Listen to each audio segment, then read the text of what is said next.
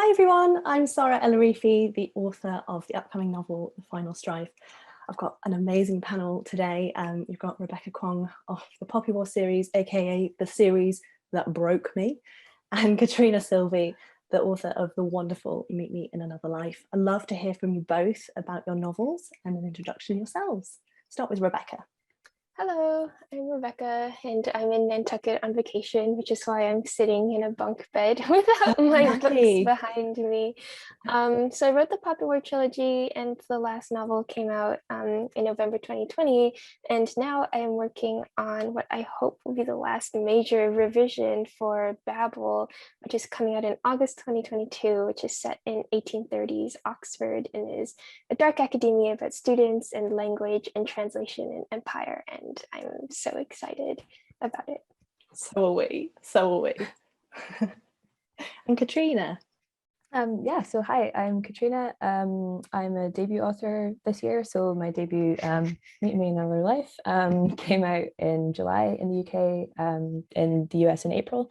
And it's about two people, Thora and Santi, who meet each other again and again in different versions of their lives. And all the different versions happen in the city of Cologne in Germany, which is kind of why I'm on this panel. And it kind of tells the story of them as they work together to figure out the mystery of what might really be happening to them. Both amazing books and amazing authors. Yeah, Babel, cannot wait. I'm very excited. And Meet Me in Another Life was one of my favorites this year, actually. A really great book. So I think what's really interesting, so just to preface this, is all about fantastical cities. And I think what people don't always realize is there's so much more to creating a world than just geography. You've got the history, the politics, the art and culture, things like food, which is a personal favorite, to write about. And I think what I really want to stress is that both these authors create such a sense of place that I would argue their cities become characters themselves. So my first question for you both is, how do you go about developing such amazing, sense of places in these novels? I'm absolutely going to be writing down everything you say because I want to do what you guys do. Let's start with Rebecca. I think it's really interesting that I keep getting invited to be on panels about world building and setting and cities, because I don't think of myself as a writer who is particularly good at those things or even very interested in setting to begin with. Wow. One of your brainstorming questions for us was what comes first, setting or plot? And for me, it's always plot. I'm more interested in the characters and what they're doing, what's going to happen. And the setting is just like this thing that I need to get sorted so we can get the story going.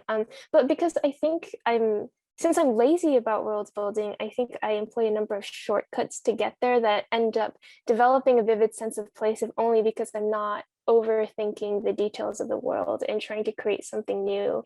And so for me, the aesthetic of the world is very much about having a realistic vibe of really being there, and the emotions you get from being in somewhere as strange and scary as Sinigard for Rin, the protagonist of the Poppy War, which is a parallel for Beijing. And for Sinigard, I pulled on my experiences of going and living in Beijing for the first time, and I'd never lived in a massive city ever in my life, and those feelings of disorientation and nervousness and being scared of pickpocketers, being overwhelmed by the streets, not knowing how to talk to taxi drivers, etc. Those feelings, rather than the details of the worlds themselves, world itself, I think helped me ground Rin and give her a sense of place without focusing on the place per se.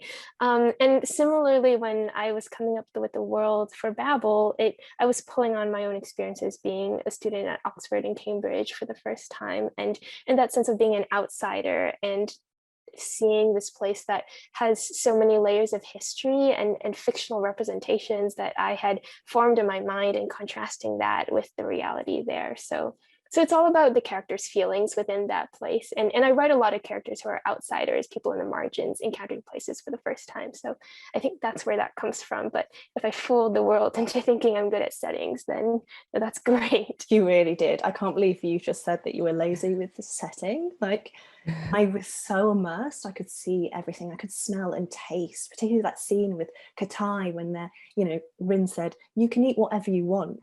When she's told, Rin's like, anything, and I feel like I'm there eating with them both. I can't believe you just said you're lazy. Gosh, it's not fair. What if you try though? Imagine if you tried. Catriona, yeah, tell me everything. How did you live in Cologne?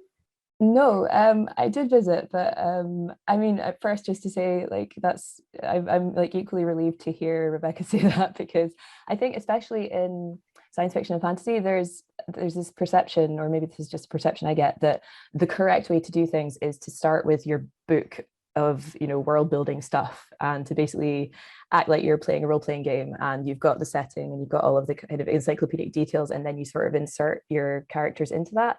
And yeah, likewise, that's never been the way it's worked for me. It always starts with a character for me, and I maybe get a very vague sense of where they are, maybe an image or something, and I would generally know if, you know, if there's magic in the place where they are, for example, or something very broad like that, if it's a science fictional setting. But yeah, the details always come from me in the revision. So I would do a draft where everything is kind of sketched out, or there's lots of placeholder stuff. And then when I'm revising, I'll realize, oh wait, this world is full of holes. We need to apply some more concrete stuff.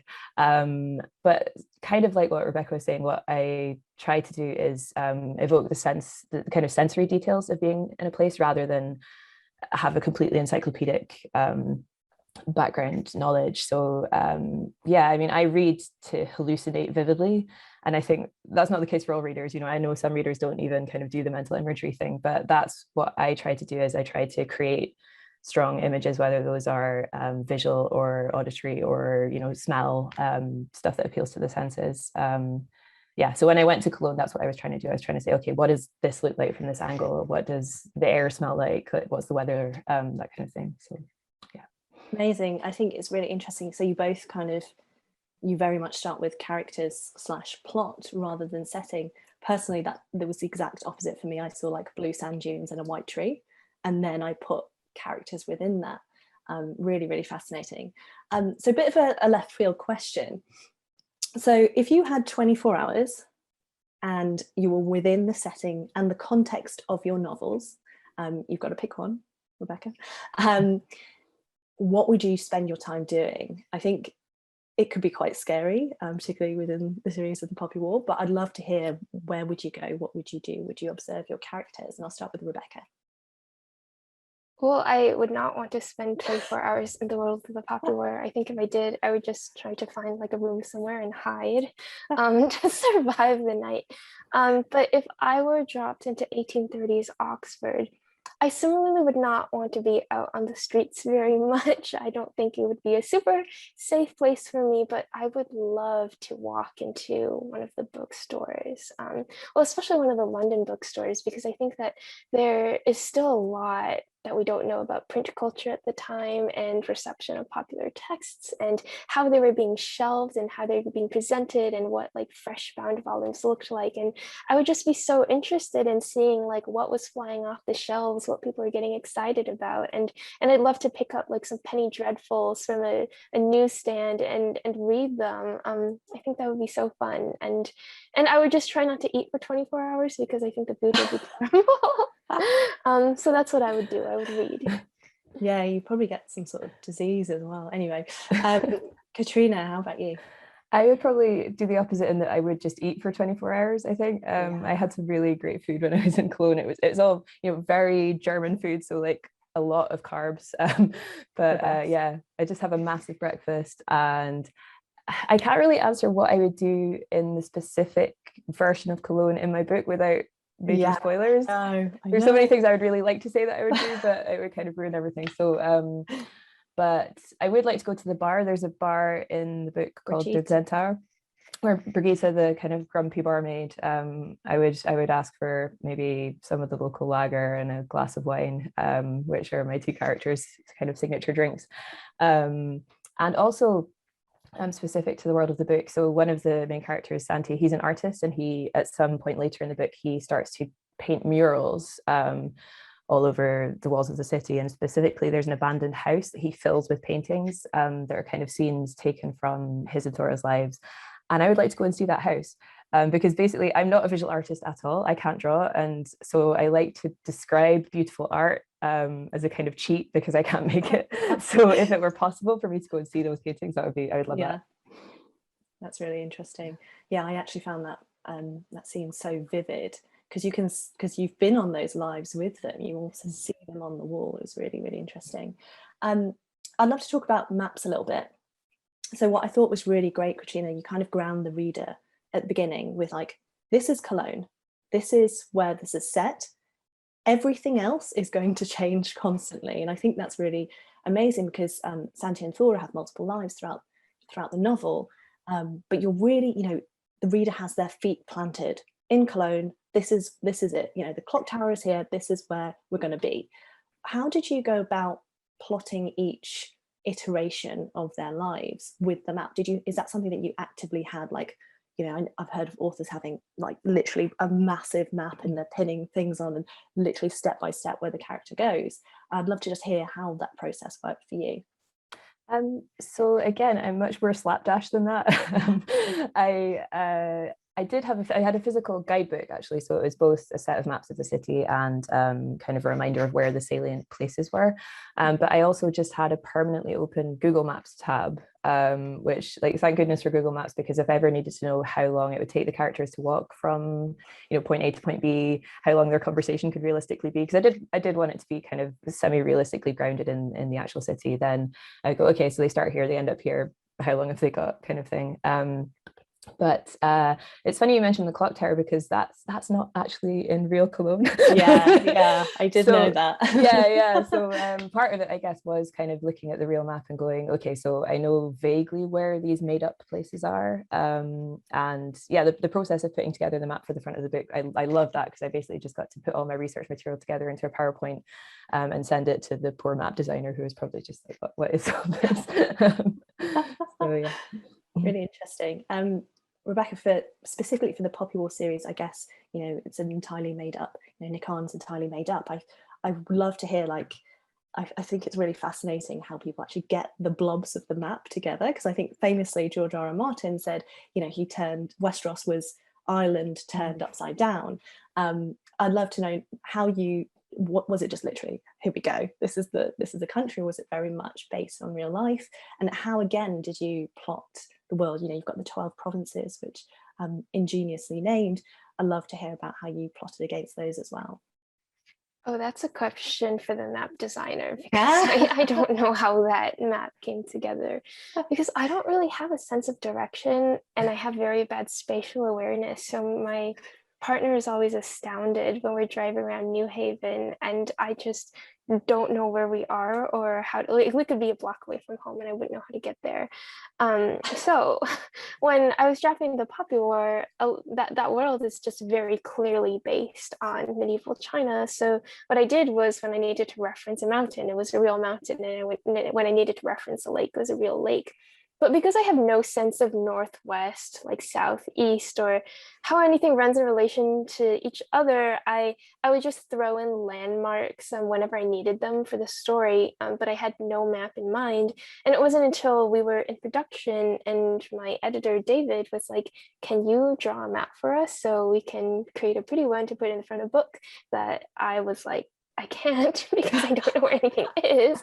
So during one of the copy editing passes, I made a note of every single landmark that I had referenced and vaguely where it was and like where they were in the plot when they were there. And then I had to retroactively create a map. But this was very difficult because a lot of the geographical reference points don't make sense. And you have to like literally warp physics for this country to exist. And there is a river in the Poppy War that runs in both directions simultaneously, and there's just no explanation for this.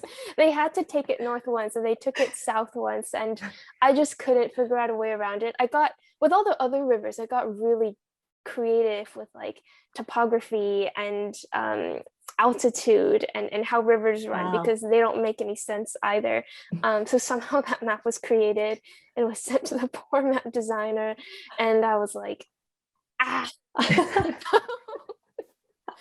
So don't read the trilogy referencing the map because it's not really going to make sense.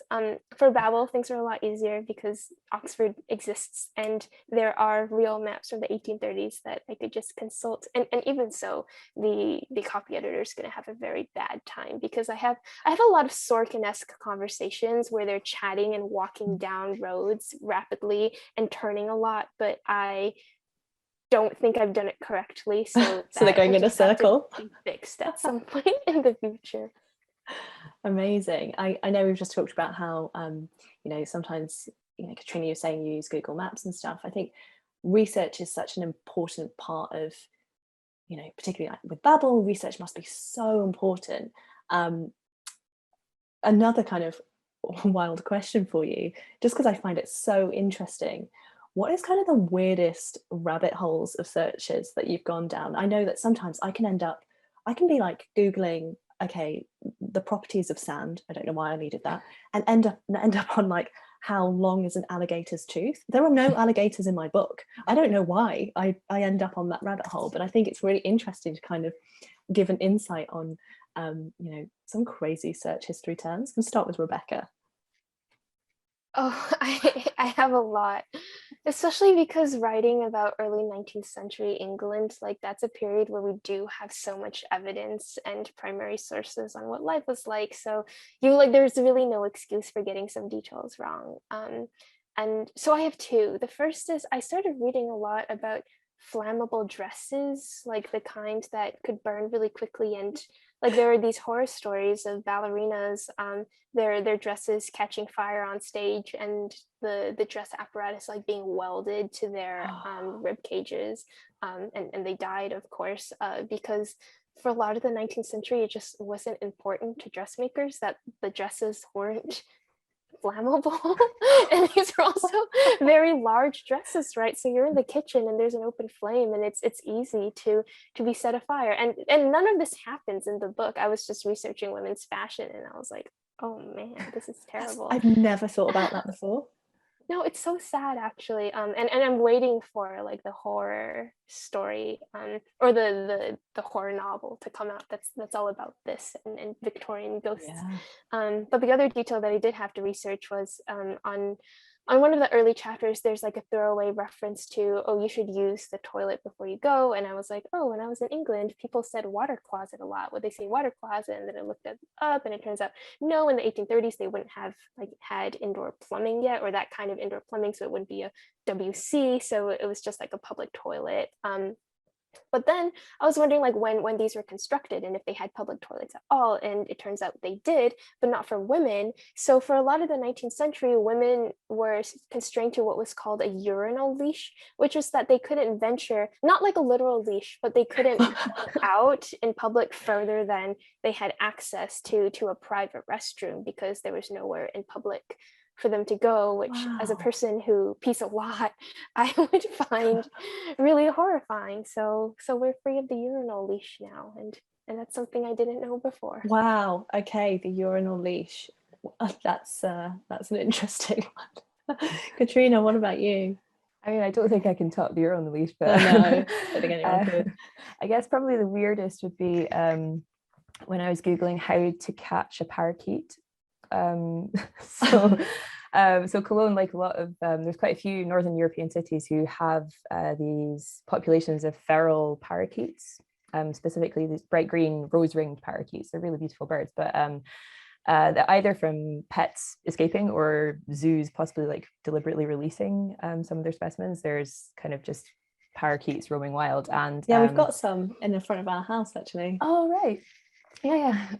So at some point during Meet Me Another Life, for reasons which I will not reveal, one of the main characters is trying to catch as many parakeets as she can. And so I was like, how would you go about doing that? And it turns out this is free.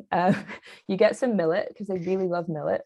Then you get a spray bottle of water. When they come to eat the millet, you spray them so their feathers get wet, and that means they can't fly away. Then you throw a blanket over them. And you just kind of bundle them into the cage or whatever. That's how you humanely catch a parakeet. Wow, I thought that was so. I just thought Thora was being kind of really ingenious, but there was research behind that action. No, that's like the canonical way to do it. And I also I did need to find out what is the best place to stab someone so that they will die quickly. But with that kind of query, that's I an luckily, often one. yeah, I have a friend who's medically trained, and I tend to ask her instead of Googling it, just in case I get put on some kind of list, which I guess is a very common fear for writers. I must be on a list. I must be on a list. Amazing. So interesting. I'd love to specifically talk about Babel because we're all super excited. And honestly, if you haven't heard of it, I don't know where you've been. What was your favorite kind of element of Oxford to write about? So like, I know I've talked about food because I love food and books, and you've talked about the fashion. Was there something that you really kind of clutched onto that you were like, this is so interesting to talk about? There's a lot of library porn in Babel because Yes. I just loved going to any library I could. My friend was at New College. I went in there a lot. Yeah. The Univ College has two libraries. In the old library, there are 2 floors, and the first floor it's just normal shelves and workstations. But then it's a single aisle, and at the end there are these 2 massive marble statues of old white dudes, and I have forgotten who they are, but their eyes just follow you and they're so intimidating. You walk in the front door and they're right there, and so it gets really scary to study there at night because they're just watching. And there's also the Codrington, which is gorgeous, and the Radcliffe camera, where I spent a lot of time because it's opposite the Vaults and Garden Cafe, where I had the best scones, and the Duke Humphreys Library and the Bodleian, etc., etc. So in the 3rd chapter, 4th chapters, there's just this long, completely unnecessary scene where they toured the library for the first time, and the Reverend Dr. Bandinel, who was in charge of book buying at the time, just walks them through the collections and explains, oh, we inherited all of William Shakespeare's original works. Here they are. Here's stuff from France. Here's stuff from the Middle East, etc. And it serves absolutely no plot purpose except to dazzle our main characters and make them really happy about everything on display and everything at their disposal. But yeah, just this sheer not even the beauty of it, there's a comfortable working space and that's nice and everything, but just the sheer access to everything at Oxford was wonderful. I do have complaints about the college library systems.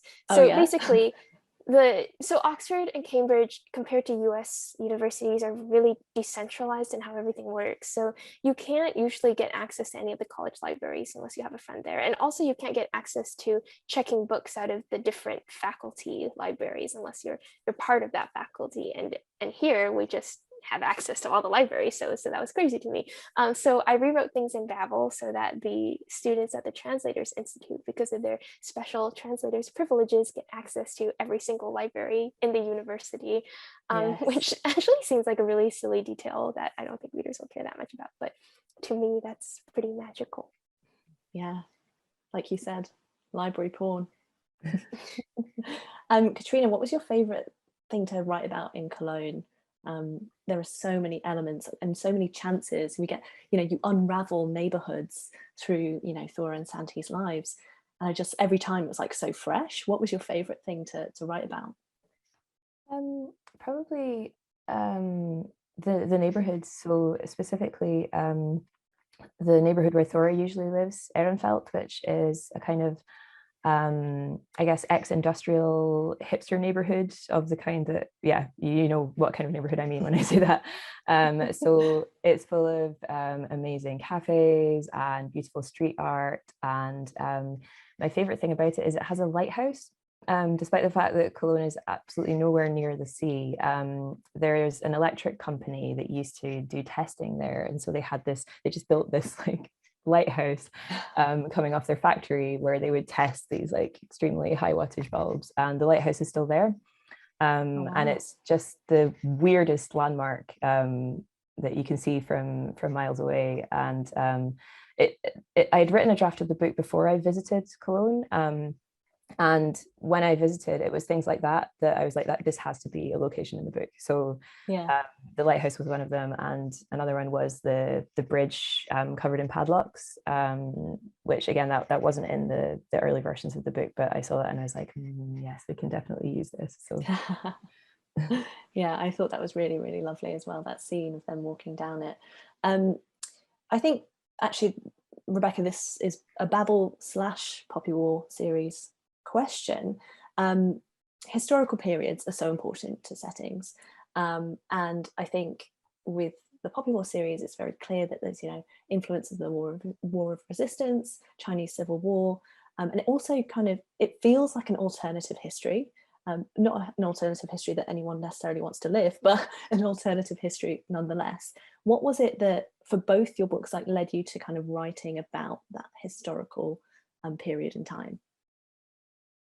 So the Poppy War trilogy is interesting because it takes its themes and central conflict and its arguments from the 20th century, right, from a very modern period, but transposes all of that into a world that is much more 12th, 13th century China, Song Dynasty China. And the reason for that is because at the time I thought writing something closer to modernity was too difficult, that writing battles with like fighter jets and like tanks and bullets and guns was a lot harder than writing battles with swords and spears and cannons. And turns out this is not true. In fact, when you don't have instant communications technology and the ability to transport supplies quickly, et cetera, it's a lot harder to plan campaigns and to explain how people know things and how they're engineering their military tactics and coordinating their troops. So this was a very dumb move on my part. But aesthetically, I wanted to write something that felt more like an epic, that felt more ancient, that drew on a lot of like the wuxia traditions and kung fu stories and mythology that I'd grown up with. So it's a contradiction for sure, because a lot of the economic and political arguments made in the Poppy War don't actually quite work in a medieval setting, because we just haven't gotten to that stage yet. Like Marx is out there like losing his mind, right? Because the historical dialect, it just does not work. So it was an ambitious, anachronistic transposition that is fine and a 19-year-old thought of, and which we're done and don't have to touch anymore. But for Babel, it's much easier, right? Because it's just in the 1830s and we know what happened in the 1830s. And it follows very closely an actual historical timeline. But the reason why I chose that particular time period is because I think something really crucial happens in the 30s and 40s, which is England wins the first Opium War against China. And this seems like a small thing. And there are a lot of good histories actually about why the Opium War was not as important for China's fate and for global politics as Chinese national historiography likes to make it out to sound. However, so one important thing that does happen, which is that it reverses the silver deficit. And England had been running out of silver because it was all going to China to pay for teas and silks and other goods, etc. And there was literally nothing that the Chinese wanted to buy from England in return. In fact, when the Chinese emperor saw these British manufactured goods, he said something to the effect of, "I have no interest in strange and costly objects." So it's the winning of this Opium War that gives England the resources, the money, the supplies to usher in an era of even more brutal and expansive colonialist and imperialist outreach, right? So and that plus the gears of the Industrial Revolution and everything going on at home and widening social inequality and the ushering in of this period of modernity, that seemed like a real turning point decade to me that is often overlooked, because when people write 19th century stuff or Victorian stuff, they're always writing about the late Victorian era, right? Like the late 1800s and the early 1900s, which is, I agree, like where most of the interesting literature and stories happened. But yeah, that is my long rambling answer for why the 1830s and what about that historical period was good fodder for a novel about colonialism. Yeah, really, really interesting though. Colonialism is a big theme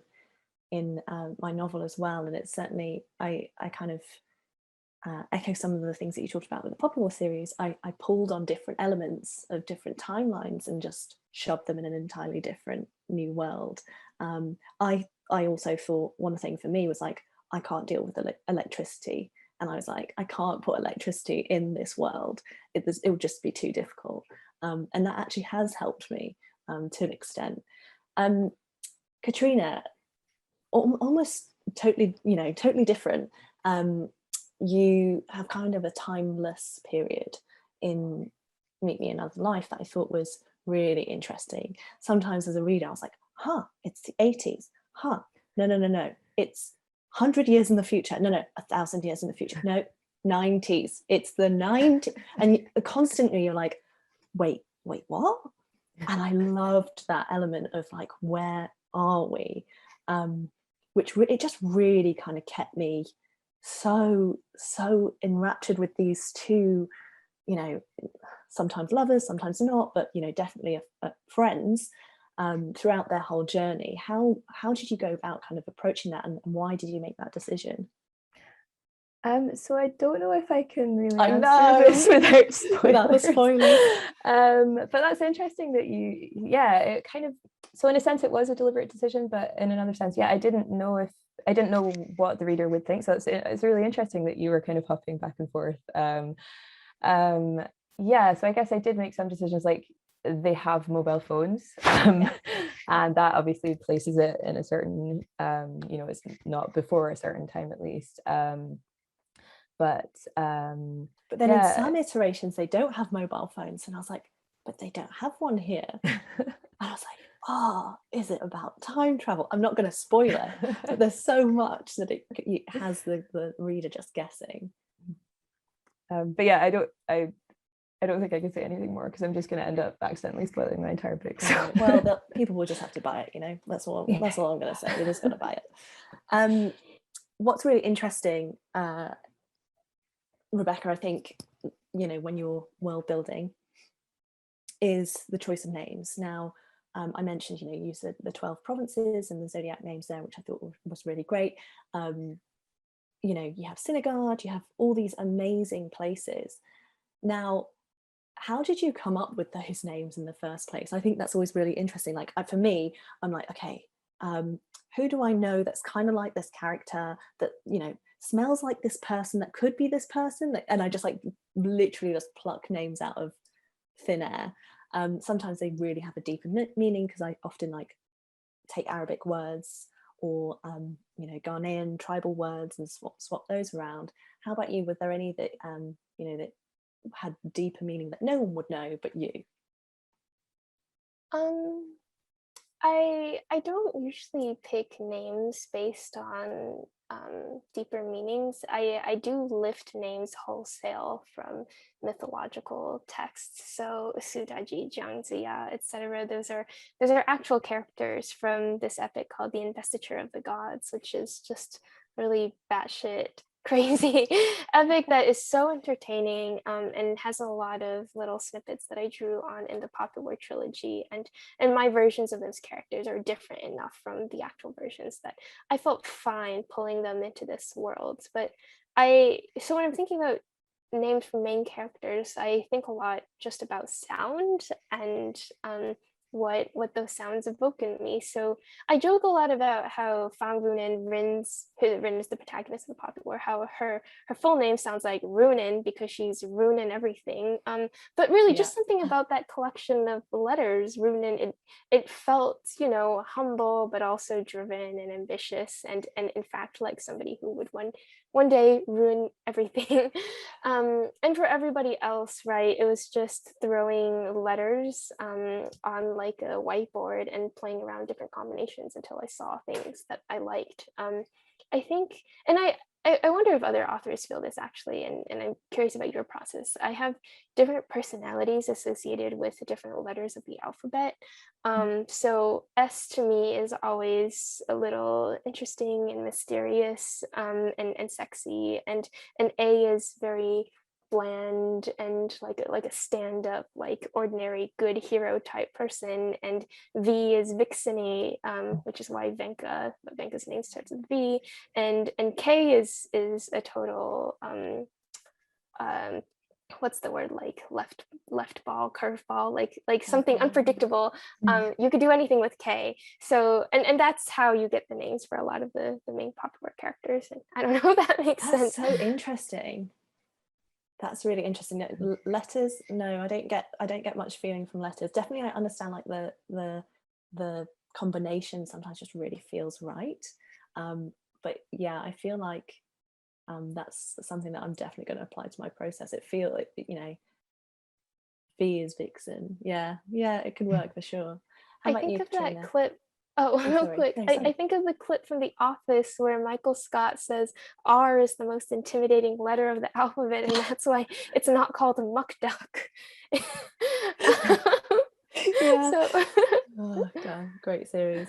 What about you, Katrina? How do you kind of approach, you know, names and naming conventions?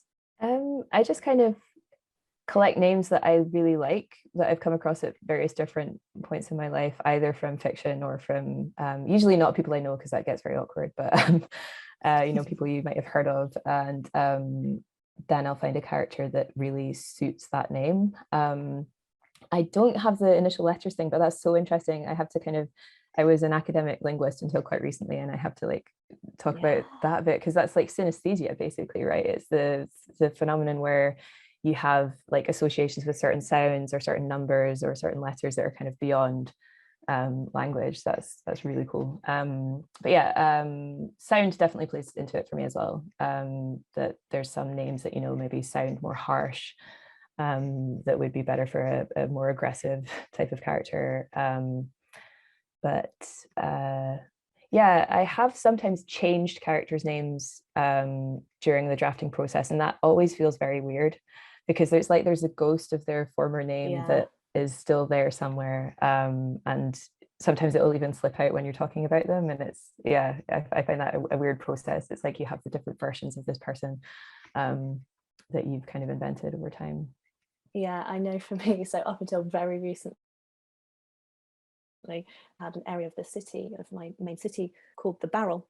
Now, I haven't read Shadow and Bone, but I did watch the Netflix series and realized the Barrel exists, and it's literally the same area as I was like, God damn it. So I've renamed it, but I understand that shadow, it just really does follow you around as you kind of carry on writing other novels. I'd love to ask you both kind of why Oxford and why Cologne. Start with Katrina, because you know you base it, you without the spoilers, you base it in Cologne, but why were you drawn to that setting? So there's an answer that I can't say, which is kind of the real answer, but I do have a not completely false answer as well, which is the one thing that struck me about Cologne on visiting it is it's a city that was basically bombed to destruction during the Second World War.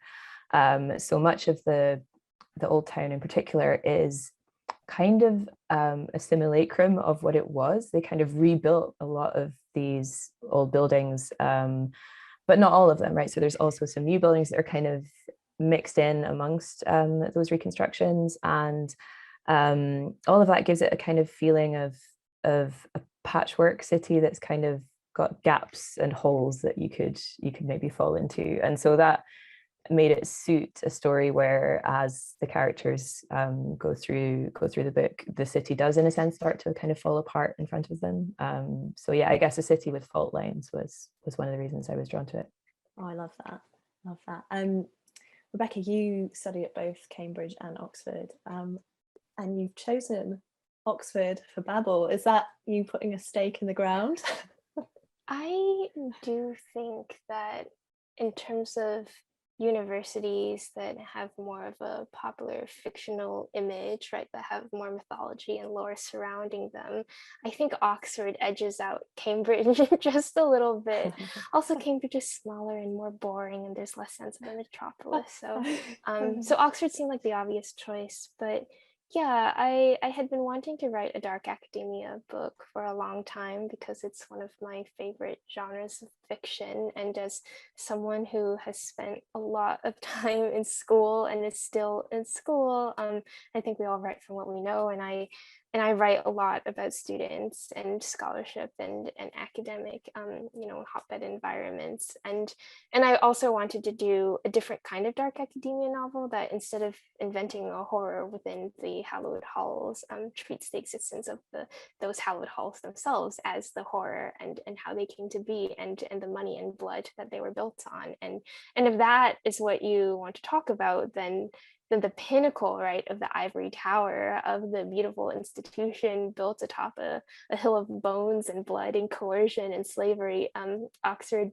is the obvious choice. And it is also, I think, in British popular imagination, the training grounds of power still, right, like the Bullingdon Club, etc., the Eton Oxford, line.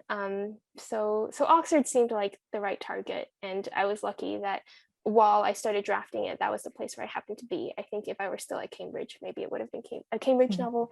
I don't know, but the impression I get, at least, is that Cambridge is good for some sciences and Oxford is good for everything else.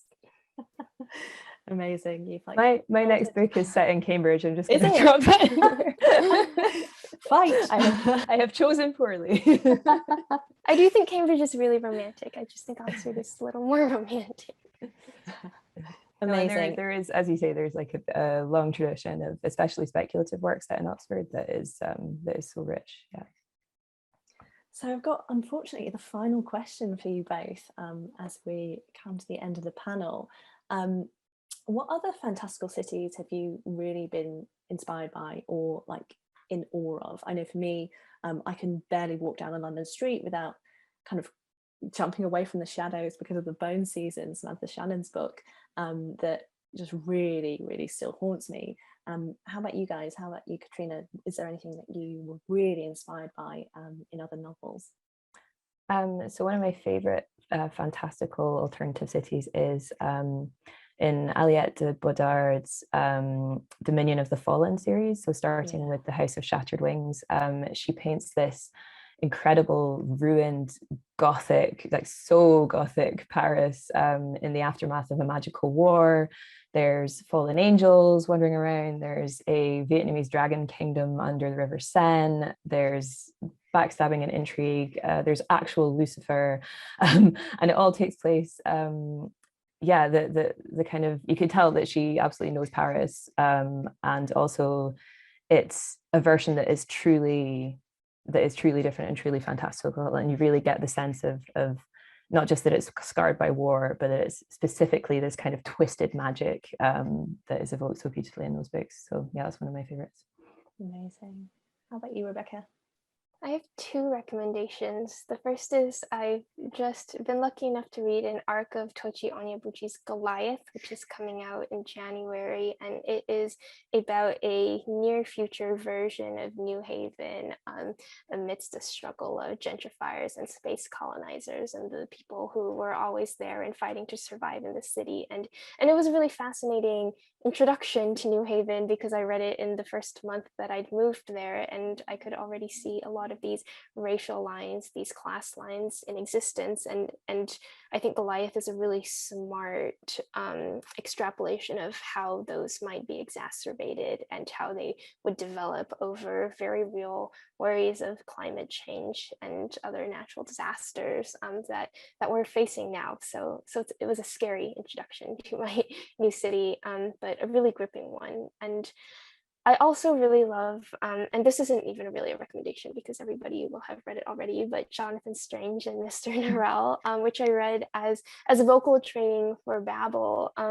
And it's smart because it's not even such a new version of London or England as it is a very real version that subsumes all of the speculative elements into it, right? So it's really smart and clever how all these things about magic and magicians, like they are there and they're interesting, but they're not so interesting as the way that London etiquette and high society and, you know, the gentlemen talk about things and make it part of their ordinary daily existences. And I thought it was so brilliant. And yeah, I love that novel a lot. Yeah, I just want to, yeah, I just want to fangirl a bit about Susanna Clarke. And that what I love about Jonathan Strange and Mr. Norrell is it's not even just the fantastical city. Like London in her books is not very fantastical. It's the countryside. It's like the north of England specifically that she creates this kind of fantastical rural, you know, where you can just step into fairyland by mistake with one wrong step down a path. And yeah, that's beautiful. Oh, and I realized I did want to, I don't know if it's a recommendation yet because I haven't read it, but I'm very excited about it. It's The Library of the Dead by T.L. Huchu, which is set in Edinburgh. And since I used to live in Edinburgh, and it's about a ghost talker in Edinburgh, and there's a kind of, spirit underworld to the city that, yeah, I'm really excited to explore. Amazing, great recommendations there. Thank you so much, both of you. It's been such a pleasure to have you on this panel.